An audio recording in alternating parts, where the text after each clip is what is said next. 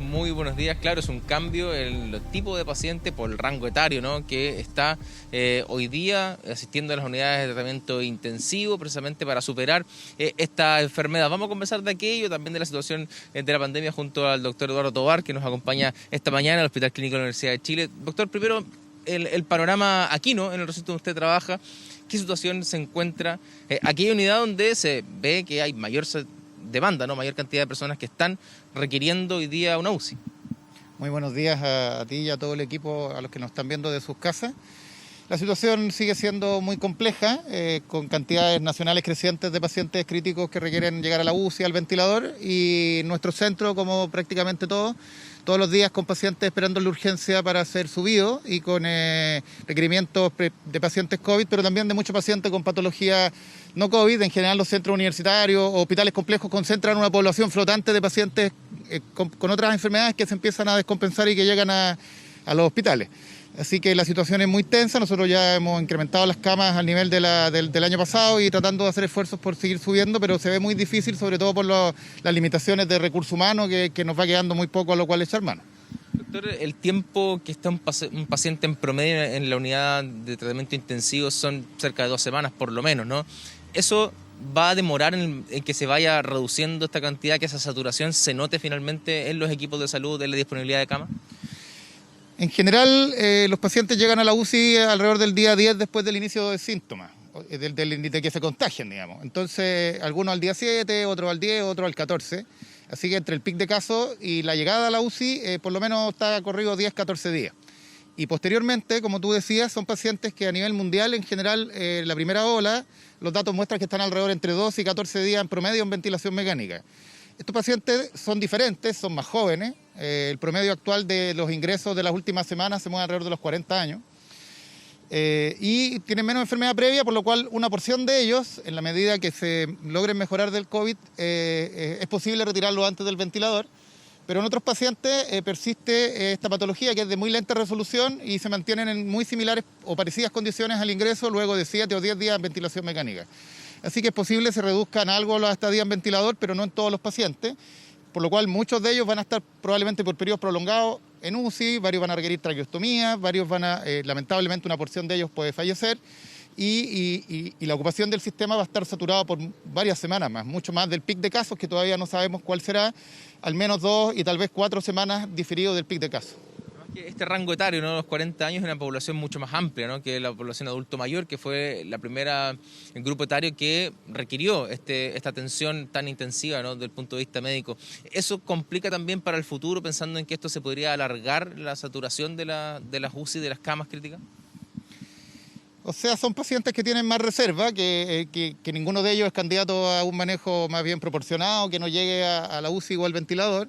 Y claro, son pacientes jóvenes sin comorbilidad o con mínimas comorbilidades, básicamente obesos, sobrepeso, hipertensión, y en el cual trataremos de hacer lo posible porque salgan, pero ergo van a ser pacientes, al menos una porción significativa de ellos, de estadías largas, y después de largos procesos de rehabilitación y de reinsertarse sano a su familia y a la comunidad, digamos, que es lo que finalmente tratamos de ofrecer con estas terapias extraordinarias.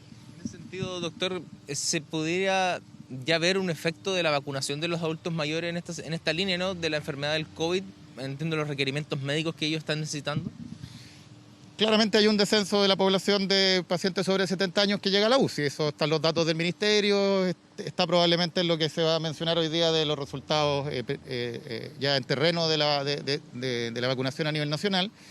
Es lo que muestran los estudios internacionales, pero tenemos una masa muy grande de personas que están en sus casas o que salen durante los días a realizar algunas actividades laborales, por ejemplo informales, que tienen entre 20 y 50 años, que en general tienen menos percepción de riesgo y que es donde tenemos que hacer el llamado persistente a cuidarse, a bajar la transmisión del virus en la comunidad, porque ese grupo es el que el día de hoy está llegando a nuestras unidades. Estas cifras, doctor, que conocimos hace unas semanas atrás de 8.000, 7.000 casos, incluso 9.000 casos, ¿no? Todo eso todavía no se va a reflejar en el sistema de atención médica, ¿no? Tanto la red integrada, tanto pública como privada, eso va a dilatar y por ende va a generar mayor estrés, entendiendo que todavía hay pacientes que están ahí. Todavía no hay certeza de que hayamos llegado al pic. De hecho, uno ve el informe epidemiológico del día de ayer y respecto de una semana atrás todavía estamos creciendo alrededor del 10%. Entonces hay que ser bien precavido con el análisis de los datos diarios. Es mejor ver los datos semanales Y en ese sentido llevamos más de una semana con sobre 5.000 y probablemente en promedio sobre 6.000 casos. De esos 6.000, entre el 3 y el 5% requieren cuidados intensivos de unos 10 días después. Entonces estamos hablando de al menos 150, pero a veces 300 pacientes diarios, y por eso es que llevamos muchos días en que el balance neto es positivo y llegan más pacientes de los que nosotros logramos sacar de las UCI, lo que pone al paciente, a todo el sistema en una situación muy, muy tensa, y que vemos con riesgo de que los nuevos pacientes que vayan a requerir UCI seamos capaces de brindar ese nivel de cuidado. Esta comunicación de riesgo, doctor, tiene que ser distinta para este grupo etario, ¿no? Hablamos de gente más joven, quizás un mensaje más directo de lo que fue en su momento los adultos mayores, donde se hablaba del cuidado, de que la propia familia tratara de poder evitar que los adultos mayores salieran. Aquí hablamos de gente independiente, gente que trabaja, que sale día a día y que sin duda tiene un nivel más bajo de percepción de riesgo de esta enfermedad. Sí, ahí, sin lugar a dudas la estrategia comunicacional con la población, con los grupos más jóvenes, es probablemente diferente y más focalizada en los medios y en la forma en las cuales ellos consumen noticias y se informan.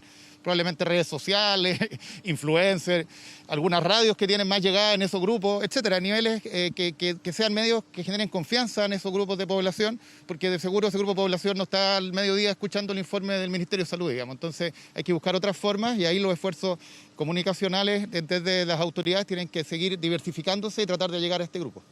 Doctor, en términos de proyección, esto nos va a seguir acompañando, sabemos ya por un tiempo largo, pero lo que tiene que ver con la ocupación de nuestro sistema asistencial. ¿Hablamos de 1 o 2 meses de un sistema estresado? Es un poco agotador decirlo y uno entiende que estemos todos cansados, nosotros los hospitales y todas las personas en sus casas, digamos.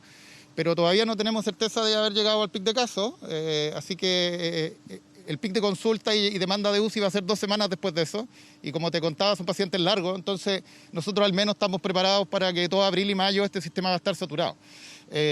Podría mejorar posteriormente si es que logramos una reducción significativa en los números de casos y ya logramos bajar de los 5.000, 4.000 o 3.000 casos diarios, pero esa situación se ve compleja el día de hoy, donde estamos promediando probablemente sobre 6.000 casos diarios cuando uno ve el promedio semanal. En esa línea, doctor, ¿hay más espacio para crecer? Ayer conversaba con la jefa del Servicio de Salud Metropolitano Central, me decía, los hospitales no son un globo que se pueden agrandar. Llega un momento en que finalmente el recurso humano impide seguir creciendo. Sí, absolutamente. La limitante más que los espacios físicos y los equipamientos, sin lugar a dudas, son las personas. Y aquí el resultado finalmente depende del personal de salud que está atendiendo a esa persona. Y en la medida que personas menos expertas empiezan a atender pacientes muy complejos, tenemos más riesgos de que tengan otros efectos adversos asociados a la atención de salud.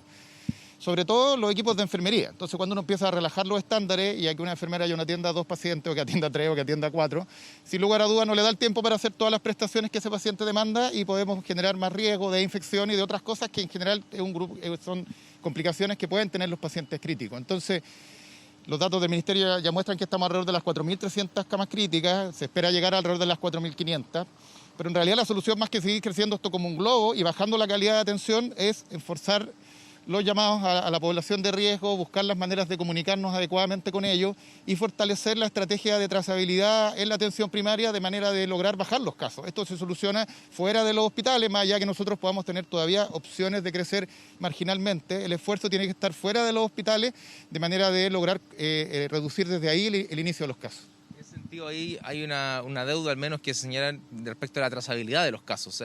Hay detección, hay exámenes que están aumentando cerca de 75.000 diarios aproximadamente, pero la trazabilidad de estas personas o que bien que las personas informen sus contactos estrechos, eso está generando una dificultad que anteriormente no se veía por lo menos. Sí, cuando uno tiene 10.000 o 15.000 casos que trazar es más fácil que cuando uno tiene sobre 50.000. Y evidentemente en muchos centros de atención primaria muy volcados a los procesos de vacunación es difícil contar con más manos para hacer efectivamente eso. Y lamentablemente la pandemia nos pilló como país en un momento de desconfianza transversal. Entonces, por distintos motivos, la gente a veces comunica menos contactos de los que puede tener, porque sabe que eso puede significar que esa persona no puede salir a trabajar. Entonces, obviamente esto es multifactorial, pero necesitamos seguir haciendo esfuerzos en fortalecer esto y tratar. Los hospitales tenemos un rol, pero lo que se hace en la comunidad y la atención primaria es central para mejorar esta situación, porque sabemos que ya nos quedan muchos meses, sabemos que esto no es solo vacunación, sino mantener una serie de medidas de autocuidado, y en eso los mensajes desde todas las aristas posibles para llegar a la población que el día de hoy está enfermándose grave es fundamental.